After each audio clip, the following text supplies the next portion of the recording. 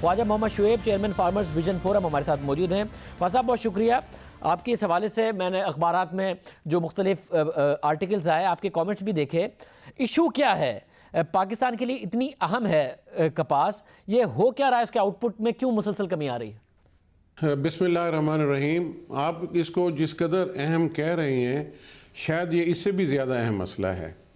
जब हम कपास की काश्त करते हैं तो इसकी जो पैदावार है उससे आपकी पूरी इंडस्ट्री चलती है, और ये फसल जो है 6 महीने की फसल है, और कपास के बाद फिर उसी जगह पर जो है गंदम काश्त होती है, जो पाकिस्तान के अवाम की बुनियादी खुराक है, आटा है। कपास की पैदावार 20% कम नहीं हुई, ये 50% आधो आध हो गई है। हमारी पैदावार 1 करोड़ 48 लाख बेल से कम होकर इस वक्त 81 लाख बेल हो चुकी है, जबकि इसके मुकाबले में हमसाया मुल्क में पैदावार जो है इसी पीरियड में जो है पिछले, मैं सिर्फ 10 साल की बात कर रहा हूँ, स्टार्टिंग फ्रॉम 2010 में अगर आप देखें तो उसके बाद ही हमारा डाउनवर्ड ट्रेंड शुरू हुआ है और हम मुसलसल नीचे गिरते गए हैं। इसकी वजूहात हैं, इन पर गौर करना पड़ेगा। ये ऐसे आनन फानन नहीं हो गया, ये सब कुछ एक सोची समझी साजिश के तहत ये किया जा रहा है पाकिस्तान की इकोनॉमी को ख़राब करने के लिए। सब आवाम के सामने रखिए, कैसे किया जा रहा है? पहली चीज़ तो ये है कि हमारी कपास की पैदावार जो कमी हुई है तो वो it was a cash crop, तो कैश क्रॉप के मुकाबले में एक दूसरी कैश क्रॉप शुगर केन को लाया गया।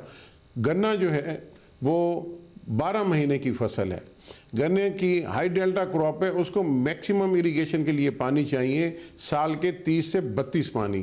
कपास के लिए आपको 7 पानी चाहिए, गंदम के लिए आपको 3 पानी चाहिए। 2 फसलें लेकर भी आप अगर 10 पानी इस्तेमाल करते हैं तो अकेले गन्ना जो है उससे 3 गुना से ज़्यादा पानी इस्तेमाल होता है।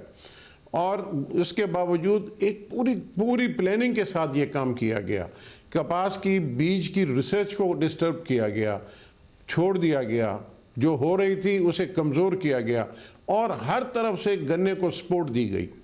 गन्ने की सपोर्ट इस कदर सपोर्ट है कि आप सोच भी नहीं सकते कि गवर्नमेंट लेवल पर उसके लिए कितनी सपोर्ट दी जा रही है। मतलब मगर ये मसला साल साल से बढ़ता गया। पाकिस्तान सबसे बड़ा टेक्सटाइल एक्सपोर्टर है, गन्ने की काश्त में इजाफा होता गया, कॉटन की में कमी होती गई, ये साल साल से होता गया और किसी ने रोका भी नहीं। एक कानून के तहत कॉटन ग्रोइंग एरिया में शुगर मिलें नहीं लग सकती थी, जो 1995, 96, 97 के बाद लगना शुरू हो गई। तमाम सियासी हुकूमतों के मफादात, इकनॉमिकली मफादात जो हैं लीडरशिप के, वो शुगर केन के साथ वाबस्ता थे, इसलिए उन्होंने शुगर केन के मुकाबले में किसी और क्रॉप की सपोर्ट ही नहीं की।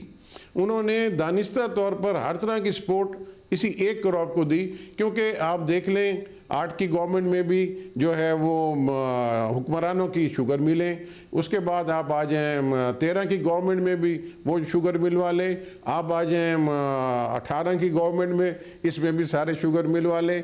मुझे किसी का नाम लेने की ज़रूरत नहीं है, यू नो बेटर, कि वो तमाम एक दूसरे के मफादात की निगरानी कर रहे हैं और कोई भी इसके ख़िलाफ़ नहीं जा रहा।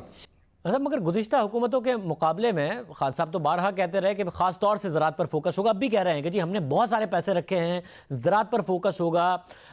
शुगर माफिया ज़ाहिर है भरपूर फ़ायदे से हुकूमत से ज़रूर उठा रही है, मगर ये हुकूमत ये भी कहती है कि हम कपास पर फोकस करेंगे। हालांकि कपास की पैदावार में कमी आई है। क्या ये सिर्फ बातें हैं, अमली तौर पर ये आपने देखा है कि अमल भी कर रहे हैं? नहीं, फ़र्क है। एग्रीकल्चर से इग्नोरेंस जो है वो पिछली हुकूमत जो थी नवाज़ लीग की, उसके दौर में शुरू हुई थी। उन्होंने ज़राअत पे तवज्जो देना छोड़ दिया था। इन्होंने आकर उस बेतवज्जी को एक्सपीडाइट कर दिया है। वो अगर बेतवज्जो थे, वो उसकी तरफ अटेंशन नहीं ले रहे थे, इन्होंने तो उसको एक्सपीडाइट कर दिया है। इन्होंने तो उस बात को बदतरीन कर दिया है। इस दौर में आप देखें तो सही कि एग्रीकल्चर में हुआ क्या है। इस 1.25 साल के अरसे में जितना एग्रीकल्चर को गैर अहम कर दिया गया है, इतना तो कभी भी नहीं हुआ था। मैं ये नहीं कह रहा हूँ कि पिछले 5 साल में एग्रीकल्चर की बेहतरी थी, कभी नहीं थी। एग्रीकल्चर को तो पिछले 12 साल 14 साल से जो है इग्नोर किया जा रहा है, लेकिन इस पीरियड में मैक्सिमम इग्नोर किया जा रहा है। सब चीज़ें सामने आने के बावजूद भी उस पर कंट्रोल नहीं किया जा रहा, मजाक बनाया जाता है। अच्छा, पर वजह वही है जो पहले रही हमेशा कि जो शुगर माफिया है उसके इंटरेस्ट होते हैं, वही सियासी जमातों में होते हैं और वो नहीं करने देते ये सारा मामला। आप ये मेरी बात सुनकर हैरान होंगे कि for cotton it is free import free export का लॉलीपॉप दिया जाता है कि जी आप फ्री इंपोर्ट कर लें, फ्री एक्सपोर्ट कर लें, हम कोई रुकावट नहीं दे रहे। बट फॉर शुगर केन आज इंटरनेशनल मार्केट से अगर आप चीनी पाकिस्तान में ले आए तो 40% उस पर ड्यूटी है। ये आज चीनी की इंपोर्ट एक्सपोर्ट फ्री कर दें, चीनी की एक्सपोर्ट करते हैं तो 21 रुपए किलो पिछले साल इन्होंने पैसा लिया है, इस साल तो पता नहीं कितना बन जाएगा। पिछले साल जब सरप्लस हुई है शुगर केन में, शुगर इनकी प्रोडक्शन की वजह से, तो एक्सपोर्ट पे 21 रुपए पर किलो गवर्नमेंट ने सब्सिडी दी है। और जब हम कहते हैं जी इंटरनेशनल मार्केट में सस्ती है, हम इंपोर्ट करना चाहते हैं, तो उस पर 40% ड्यूटी है। आज ड्यूटी ख़त्म करें, आपको 48 रुपए किलो चीनी मिलेगी इन डॉलर के रेटों में। इंपोर्ट पर ड्यूटी इम्पोज है, एक्सपोर्ट पर सब्सिडी अलाउड है।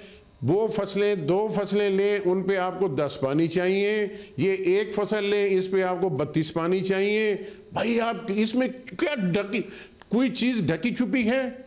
सिर्फ आप आवाम को बताएं कि हम कर क्या रहे हैं, आप इसको ओपन करें। ये जो आज मैंने बताया इसमें अगर गलती है लाएं, इनको बिठाएं, ये बताएं कि जी मैंने फलां बात गलत की है। बहुत शुक्रिया। ख्वाजा मोहम्मद शुएब साहब हमारे साथ मौजूद थे, जो इस मुल्क का अलमिया है उसे तफसील से बता रहे थे। वज़ीर आज़म के दावे, वादे, ट्वीट्स कुछ और बताते हैं और जो पैदावार है, कीमतें हैं, वो कुछ और कहानी बता रही हैं।